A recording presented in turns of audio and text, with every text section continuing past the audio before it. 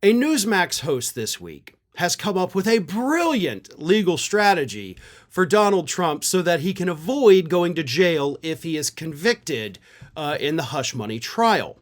That Newsmax host is Todd Starnes, and this week he got on Twitter and gave his brilliant legal advice to Donald Trump, saying, quote, "President Trump needs to get out of New York City right now. Fly back to Mar-a-Lago or another state that will provide him safe harbor." So Mr. Starnes says, "Donald, get out of New York. They're going to put you in jail. Why don't you flee the state and go to another state that's not going to extradite you back to New York?" That is what he's telling him. Now, I want to push this out there. Okay, we know that Hunter Biden, President Biden's son, has of course been indicted.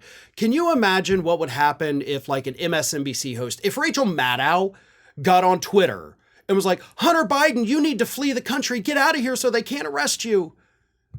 The right wing would, that would be their headlines for the next 5 months. That Rachel Maddow's encouraging criminals to flee the country so they can't be arrested. And here we have a Newsmax host. This isn't even a blip on the radar, right? It's kind of an afterthought. I've only seen this story posted on Mediaite, but this Newsmax host is literally telling somebody who may be convicted of crimes, run away so you don't have to face punishment. Coming from a Republican Party that tells us every day that the liberals are soft on crime. The liberals are letting criminals run free. And here's a Newsmax host telling a man who might be a convicted criminal in the coming days to run away so you cannot be arrested. Now, here's what makes it even funnier. Trump was already technically arrested in New York, right? That already happened. As part of the arraignment and all of that, yes, he has to come in and do the fingerprinting and all of that. So technically the arrest already happened. You see? So what I think Mr. Starnes does not understand here is that at least at the time of this recording, we don't even have a jury verdict yet. And when we get the jury verdict, even if it comes back he's guilty on all 34 counts, that does not mean Donald Trump is going to jail right that second. No, and Todd Starnes clearly doesn't understand that. What happens at that point is the judge says, "Okay, cool. We will schedule a sentencing hearing." It may be a week away. It may be 4 months away.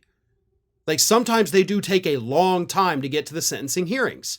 And then at the sentencing hearing, if the judge says, "Yep, 5 years in jail," guess what? Trump's not going to jail right that moment either.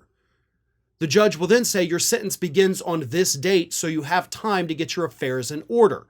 Typically, the only time when somebody is immediately sent to jail following a sentencing hearing is if it was a violent criminal act and the person is not someone that should be released pending their imprisonment. Donald Trump does not have priors. What he did was not a violent crime. He's not accused of any violent crimes here. So he would not immediately go to jail. So for Todd Starnes to tell Donald Trump to flee New York so you can't be arrested, you do realize that if he ends up going to jail, it probably wouldn't even happen this year. I mean, maybe it would, but he has months and months and months. So he doesn't need to flee New York City right now and go down to Florida where Ron DeSantis will protect him from cops in New York.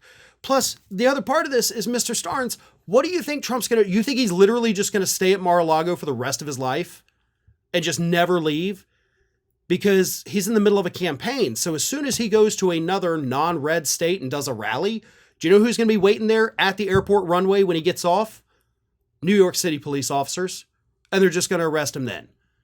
So your plan is about as dumb as humanly possible because, one, it doesn't even fit with the timeline that we have. But two, Trump can't hide at Mar-a-Lago forever. He will get cabin fever and venture out to the United States. And at that point, he's just going to be arrested then. Hey everybody, I don't know if you've noticed this, but we are closing in on a pretty major milestone here at Fair and Balanced as we approach 500,000 subscribers. But we're not there yet, and we definitely need your support. So if you're not already, please do subscribe to the channel, and don't forget, like and comment on the videos and share them as widely as possible.